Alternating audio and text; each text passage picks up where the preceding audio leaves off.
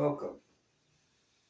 I'm glad you decided to take a couple seconds to let your curiosity go to work. If you're wondering, I'm sure you are. I am the Eloquent Clown. Brian Ropesian, I'm a poet. Uh, and this is actually probably my seventh video. I'm just out there just communicating some ideas and looking for feedback and ideas and just trying to make sense of all this craziness in the world. And in doing so, I thought I might introduce myself and by way of some of my work. And this will bring us back to my second book, which was published, self-published, and made everything myself, Autonomy, in '93. And it's simply titled Many Words Make a Book.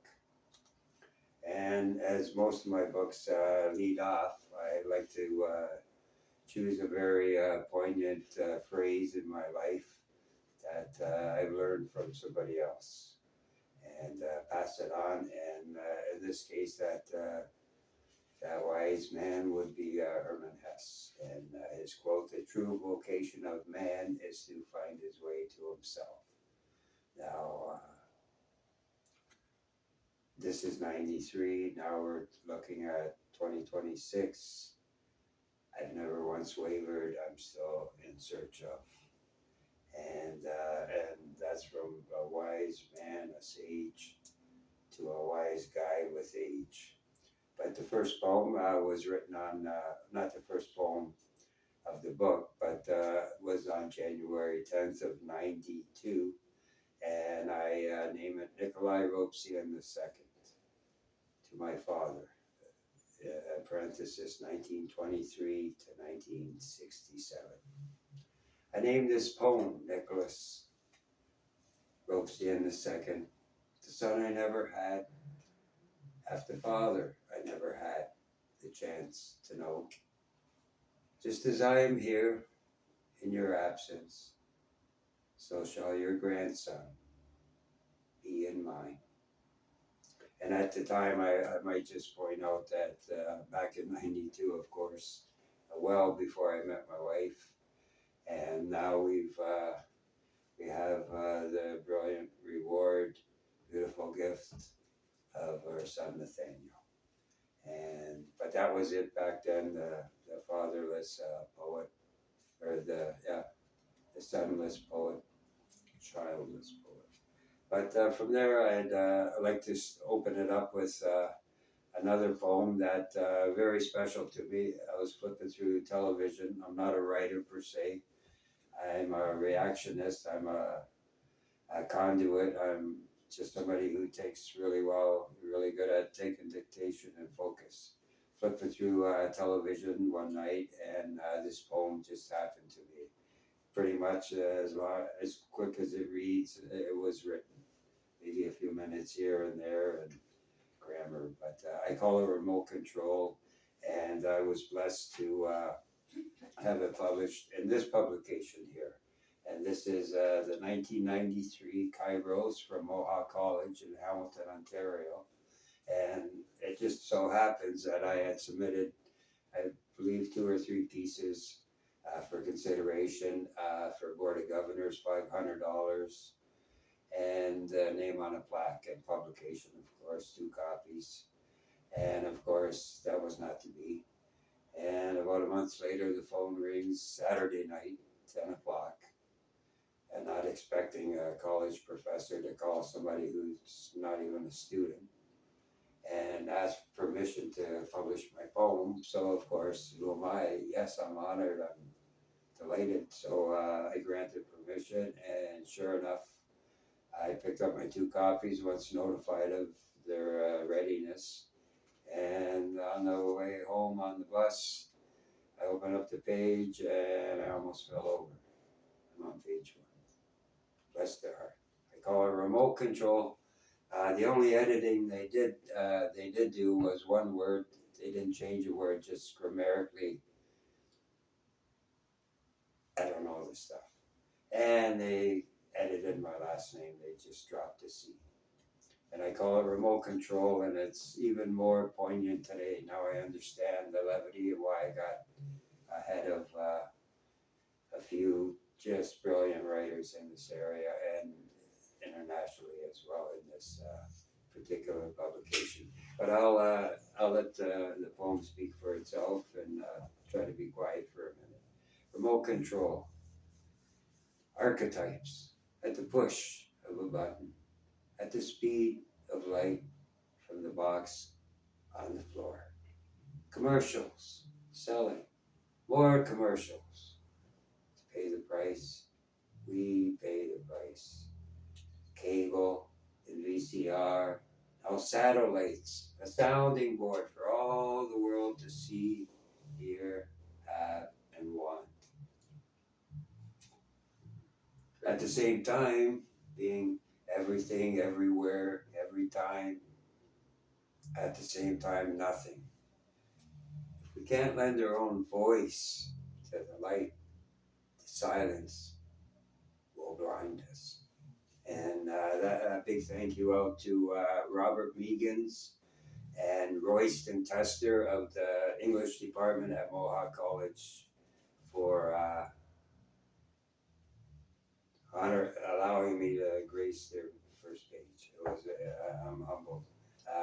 My other copy is upstairs, laminated. I did, and it's now my mouse pad. But anyways, back to my first book. Just turning into a little thing. I just want to share a few quick ones with you here, and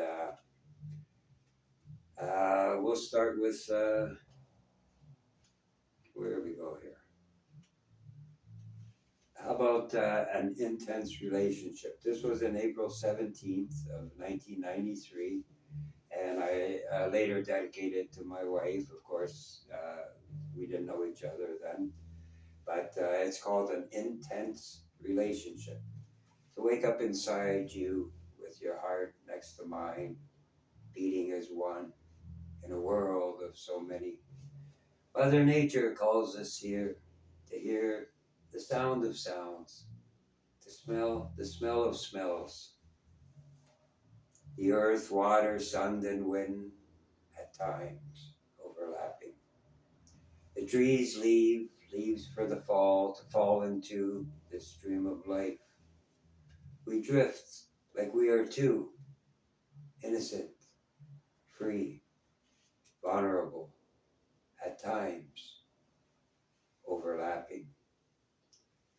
These majestic peaks, this lush forest, and the warm, soft air all remind me of us, two fallen leaves, at times overlapping.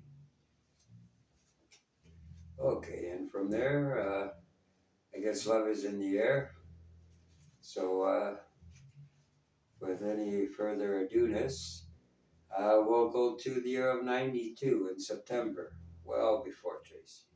And this was a friend that I had met through a friend, and we're all familiar with this phrase, I hope we can still be friends. So this is for Jennifer. Just as I'm about to spill my guts, I look over at the candle, dead in a pool of melting wax. A fly. This must be poetry. That fly is me. I can't stay long, she said, as she turned her eyes away. Like the fly, I too just wanted to feel the warmth. In my own darkness, lit by only candlelight, I too have this power, you see. But I've always been the fly, never the fire. Okay, and now we'll just conclude with one more here. I'll probably run out of time, whatever that is. When I run out of time, when we all do, I think they call that death, and that's pretty finite. And but here we are, and talking of those things. These are all subjects that poets think and write about, or should. And March 19th of 93, I spun this out there just watching friends and seeing how they were living and the world that we were living in. And I call it bodily fluids. so I'll leave the rest up to you.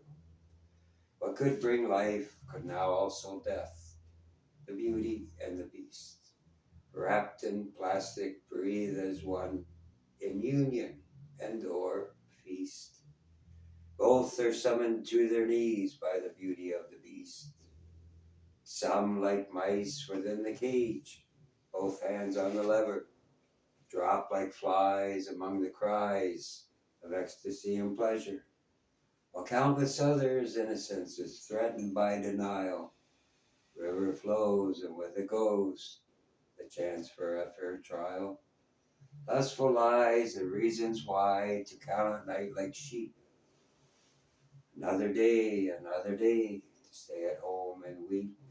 Or live your life while you still can, growing stronger with each breath. As tomorrow finds us, one more day, even closer to that death, in the very presence of the beauty and the beast.